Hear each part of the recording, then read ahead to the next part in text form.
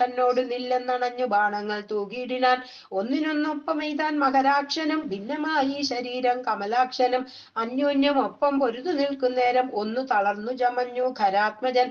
അപ്പോൾ കൊടിയും കുടയും കുതിരയും തൽപാണി തന്നിലിരുന്നൊരു ചാപവും തേരും പൊടിപെടുത്താനെയ്തു രാഘവൻ. സാരഥി തന്നെയും കൊന്നാൻ അതു നേരം പാരിലാമാറു ചാടി ശൂലവും കൊണ്ടു പാരമടുത്ത മകരാക്ഷനെ തഥാ പാവകാസ്ത്രം കൊണ്ട് കണ്ഠവും ഛേദിച്ചു. ദേവകൾക്കാപത്തുമൊട്ടു തീർത്തിയിടിനാൻ. രാവണിതാനതറിഞ്ഞു കോപിച്ചു വന്നേവരെയും പൊരുതാശു പുറത്താക്കി രാവണനോടറിയിച്ചാൻ. അതു കേട്ട് ദേവകുലാന്തകനാകിയ രാവണൻ ഈരേഴു ലോകം നടുങ്ങുംപടി പരിചാരകന്മാരോടുകൂടി പുറപ്പെട്ടാൻ. അപ്പോൾ അത് കണ്ടു മേഘനിനാഥനും തൽപാദയുഗ്മം പണിഞ്ഞു ചൊല്ലിയിടിനാൻ.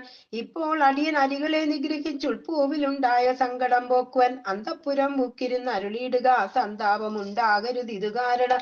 ഇത്തം പറഞ്ഞു പിതാവിന്